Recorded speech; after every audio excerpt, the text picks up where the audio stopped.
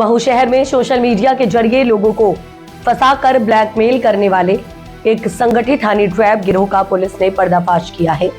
गिरोह में शामिल एक युवती अपने साथियों के साथ मिलकर पहले लोगों से दोस्ती करती, फिर सुनसान जगह बुलाकर उन्हें फंसाकर मोटी रकम वसूलती थी। मामला बड़गोंदा थाना क्षेत्र का है, जहां सेना के पूर्व सैनिक को इस गैंग ने अपना शिकार बनाया। शिकायत के बाद पुलिस ने मुख्य आरोपी महिला सहित 3 लोगों को गिरफ्तार कर लिया है। जांच में खुलासा हुआ कि ये कोई एक घटना नहीं बल्कि संगठित गिरोह का नेटवर्क है। आरोपी social media platform, dating app और परिचितों के जरिए नंबर जुटाकर लोगों को टारगेट करते थे। खास बात यह भी सामने आई कि गिरोह में एक वकील भी शामिल है। दरअसल आपको बता दें कि जो थाने में पहुंचकर पीड़ितों को डराता और मामला दबाने के नाम पर रकम वसूलता था। पुलिस के अनुसार आरोपियों ने गिरफ्तारी से महज 3 घंटे पहले इंदौर के एक व्यापारी को भी इस तरीके से जाल में फंसाकर 28,000 रुपए वसूल लिए थे।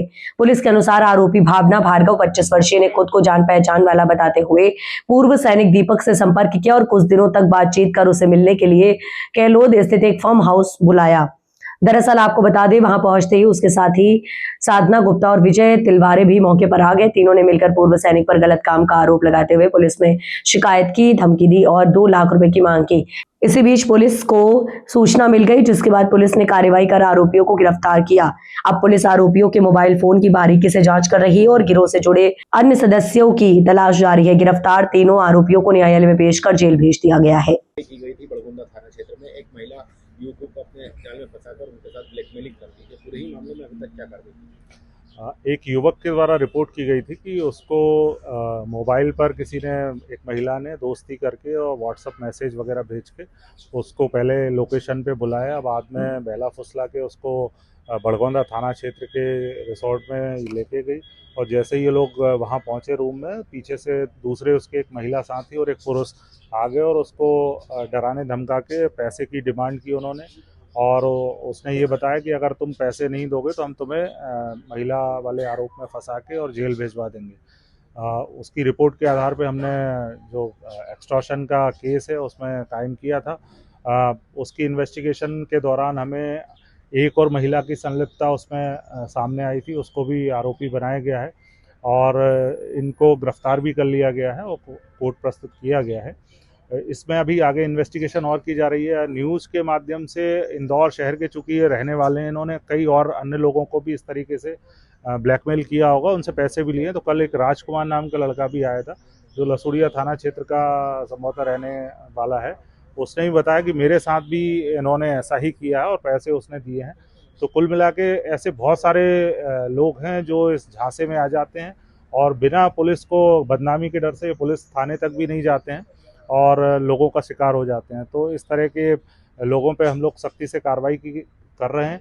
और जैसा कि मैंने बताया कि जो जहां ये ठहरे थे फार्म हाउस में, उस पर भी हम लोगों ने कार्रवाई की है कि उसने बिना आईडी लिए, बिना पुलिस को सूचना दिए इस तरह से इन लोगों को ठहराया और अवैधानिक गतिविधियां उसमें होती पाई गई। सैन्य अधिकारी को भी इन्हें टारगेट किया? हाँ, उसमें जो फरियादी हैं वो उसमें काम करते हैं। हालांकि वो शायद संभवतः रिटायर्ड हैं और संविदा पे कहीं काम कर रहे हैं। इसमें और भी लोग, इसमें पूरा एक तरह का गिरोह मुझे लगता है कि ये काम कर रहा होगा। तो पुलिस अपनी इन्वेस्टिगेशन में इन सारे बिंदुओं पर जांच कर रही है कि और कितने लोग होंगे जो इनका शिकार हुए हैं। सर, किस तरह से ये निशाना बनाते थे युवकों को, किस तरह से चिन्हित करते थे, किस ऐप का प्रयोग करते थे? इस जो फरियादी है इसने बताया था कि इसको व्हाट्सएप पे मैसेज आया था। शुरुआत उन्होंने वहाँ से की और उसके बाद बातचीत करने लगे। इसने बोला भी कि आप कौन हैं, तो उस महिला का कहना था कि मैं आपको पहले से जानती हूँ, मेरे पास आपका नंबर है। फिर इनकी दोस्ती हुई, उसने लोकेशन डाली, उस लोकेशन पे बुलाया, मिलने लगे ये। फिर बाद में कहीं होटल रिसोर्ट में ले जाके, और ये इनका तरीका वारदात होता है कि पहले सोशल मीडिया के माध्यम से आपसे दोस्ती करेंगे, उसके बाद आपको कहीं एकांत में ले जाके फिर दूसरी टीम आएगी, वो ब्लैकमेल करके और आपसे पैसा वसूलेगी।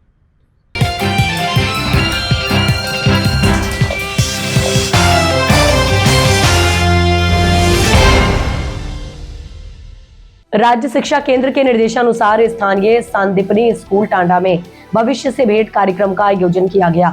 कार्यक्रम का शुभारंभ सरपंच वर्षा लक्की ठाकुर, पंचसागर पिपलाज तथा एकीकृत कन्या माध्यमिक विद्यालय के प्रधान पाठक भदर सिंह भंवर एवं बालक प्राथमिक विद्यालय के प्रधान कमलेश सिसोदिया के मुख्य अतिथि में मां सरस्वती के पूजन के साथ किया गया। कार्यक्रम में विद्यालय के पूर्व विद्यार्थियों ने अपने अनुभव साझा करते हुए वर्तमान विद्यार्थियों का मार्गदर्शन किया। इस अवसर पर सरपंच वर्षा लक्की ठाकुर ने कहा कि मैं भी इस विद्यालय की छात्रा रही हूँ। शिक्षा एक अमूल्य धन है जिसके बल पर आज वे ग्रामवासियों के सहयोग से सरपंच पद पर कार्य कर रही हैं, जो उनके लिए गर्व का विषय है। कार्यक्रम में टांडा एवं उपस्थित पत्रकार बंधुओं शुभम गादिया, हितेश वर्मा, मुकेश राठौर द्वारा विद्यार्थियों को कॉपी एवं पेन वितरित कर प्रोत्साहित किया गया।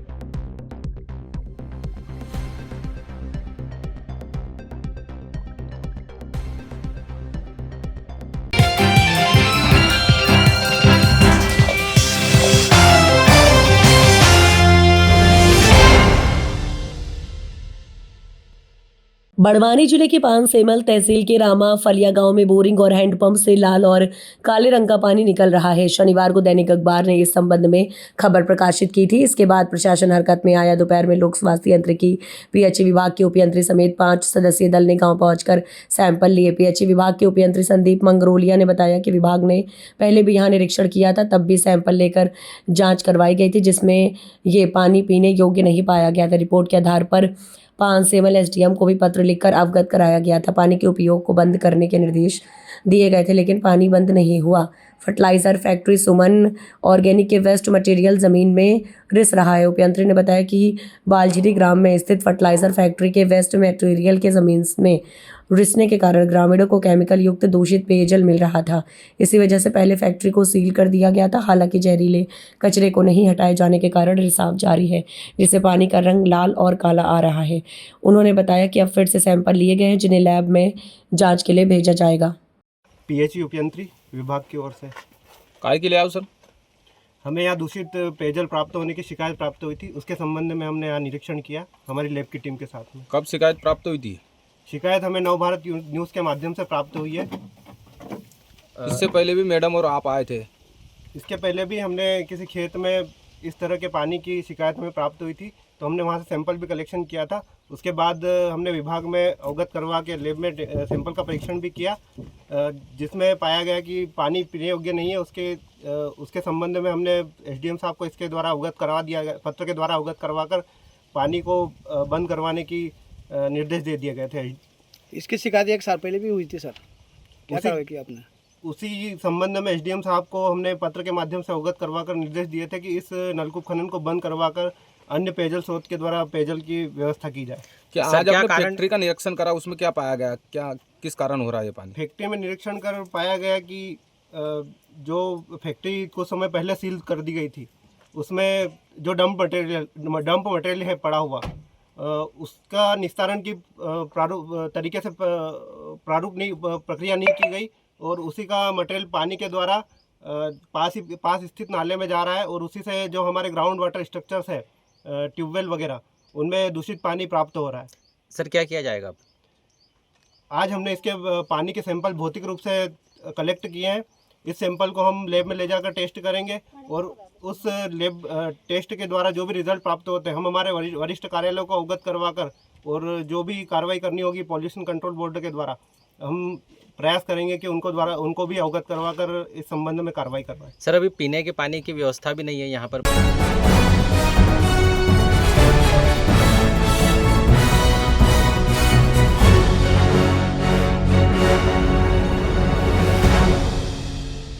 शाजापुर कृषि उपज मंडी में गेहूं खरीदी में हो रही देरी को लेकर किसानों का आक्रोश खुलकर सामने आया है।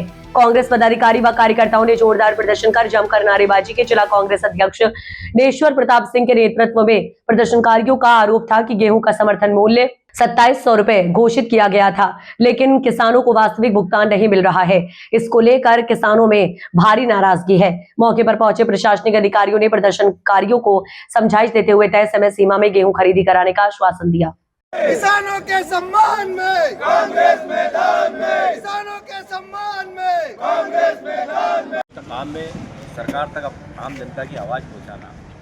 जैसे ही सिलेंडर की समस्या आई, हमने पुरजोर तरीके से जिले में हर हाट में जाके आम जनता के बीच विरोध प्रदर्शन करा, उनमें संदेश पहुंचा। इसका ये परिणाम था कि यहाँ जो 1500 रुपये में लोग सिलेंडर दे रहे थे, तो दबाव था कि उनको विधिवत बुकिंग करके सिलेंडर देना पड़ा। हम कहीं ना कहीं ये चाह रहे थे कि सरकार अपनी जो खरीदी है वो समय पे चालू करे, लेकिन लगातार सरकार और उनके अधिकारी इस बात से टाल मटोल कर रहे हैं। मैं आपको बता देना चाहता हूँ कि सरकार का जो लक्ष्य है अंदरूनी, जो कुछ जानकारी लगी है कि जो लक्ष्य है सरकार का 78 लाख मीट्रिक टन का गेहूँ केंद्र सरकार का आवंटन हुआ इनको खरीदने का, और लगभग 350 लाख मीट्रिक टन से ऊपर मध्य प्रदेश में उत्पादन का अनुमान है। तो उसके बाद ये खरीदी नहीं कर पाएंगे। ये चाह रहे हैं कि किसी भी प्रकार से इसको डिलेट कर दिया जाए, कैसा भी बहाना। अब आप समझो कि मध्य प्रदेश और राजस्थान में सरकार भारतीय जनता पार्टी की है, एक ही सीमा लगी हुई है। वहाँ खरीदी 10 तारीख से चालू होनी थी, उन्होंने 14 तारीख को खरीदी चालू कर दी। वहाँ बोनस भी ज़्यादा दे रहे हैं। भाई वहाँ युद्ध का प्रभाव नहीं है, मध्य प्रदेश में युद्ध का प्रभाव हुआ, ये बहाने की बात है। अभी भी अब ये 10 तारीख का कह रहे हैं, 10 तारीख से हम खरीदी चालू कर देंगे। इनके पास मात्र 25% खरीदी ये कर पाएंगे। ये कैसे भी कैसे उल बहाने करके ये चाह रहे हैं कि किसान मजबूरी में अपना, उसको ज़रूरत है, उसको शादी करना है, रिश्तेदारियों का काम काज है, मान है, बहुत सारे काम है, तो मजबूरी में। आज आपने देख ही लिया लाइव कि भाई 2100, 2200 और 1100 रुपये तक भी मंडी बिकी। तो ये कहीं ना कहीं मजबूरी का फ़ायदा उठाया जा रहा है। और सरकार इस मामले में जो अपने आप को कह रही थी कि हम 2022 में आय दुगनी कर देंगे, वो किसानों के साथ खड़ी हुई नहीं दिख रही है। भाई हम व्यापारियों का भी विरोध नहीं करते, भाई व्यापारियों का भी, इसलिए ये भी सब लोकल के लोग हैं, लेकिन इनका क्या समस्या है कि इनको पड़ता नहीं बैठ रहा। भाई कहीं ना कहीं मार्केट में उछाल नहीं है, और जब ये अगर समर्थन मूल्य पे खरीदी होती तो निश्चय ही 2700 से ऊपर बिकते गेहूँ यहाँ पर। तो ये गलती कुल मिलाकर प्रशासन की गलती है। तो कांग्रेस लगातार इन मुद्दों को लेकर आगे भी आंदोलन करेगी, और निश्चय ही हम, अगर ये सुधार नहीं होता है मंडियों में, तो हम निश्चय ही यहाँ जाम लगाएंगे और बंद करेंगे हाईवे को एक दिन। चाहे हमारे को इसके लिए कांग्रेस पार्टी के एक एक नेता को जेल में जाना पड़े तो कोई समस्या नहीं। भाई साहब, मैं आपको शाहजहाँपुर के अपने जलोदा के प्रेम सिंह जी, ये आप अपनी समस्या बताएंगे कि आप इनको आज खरीदी चालू नहीं होने के बावजूद आज मजबूरी में गेहूं किस प्रकार बेचना पड़े, आप बताइए। पैसे की जरूरत के वास्ते किसानों के मुद्दे को लेकर भाई किस चीज़ को लेकर आपकी समस्या आ गई? कर्जा लेना है, दुकान वालों को पैसा देना है, ब्याह शादी है। ये खरीदी 15 दिन पहले शुरू होनी चाहिए, लेकिन नहीं होनी चाहिए। खरीदी 15 तारीख से 10 तारीख कर दी वापस, होनी चाहिए। महीने पीछे लेट कर दी। अरे ये खरीदी 15 दिन पहले होनी चाहिए कि नहीं होनी चाहिए? पूरे बारदान का बहाना बता रहा है सरकार। राजस्थान में पहले बारदान कहाँ से आ गए? वहाँ भी सरकार 1 महीना हो गया खरीदी करके, सारे किसानों का फायदा हो रहा है। ये मोहन सरकार जो मतलब बारदाने के बाद इनको मालूम, जब किसान बोनी के लिए 20 दिन पहले तैयारी करता है, तो इस प्रकार से इनको कि मार्च में अब गेहूँ आ जाता है किसानों का, तो अपन बारदाने की तैयारी करें। युद्ध तब हुआ शुरू, 2 महीने पहले इनको व्यवस्था करें थे। आज किसान टूट चुका है पूरी तरह से, हर जगह घाटा किसान खा रहा है। अभी ओलावृष्टि हुई, उसमें कोई मुआवजा नहीं मिला, और 60% हमारा किसान बैंक का ऋणी हो गया, 12.5% ब्याज लग रहा है उसको। और ऐसी स्थिति में गेहूं की खरीदी अभी भी नहीं हुई है। आगे चल के अगर किसानों की यही हालत रही, तो फिर किसानों के साथ कब तक ये मोहन सरकार अन्याय करेगी? इस अन्याय के खिलाफ किसान कांग्रेस आज भी मैदान में, और 8 दिन के अंदर।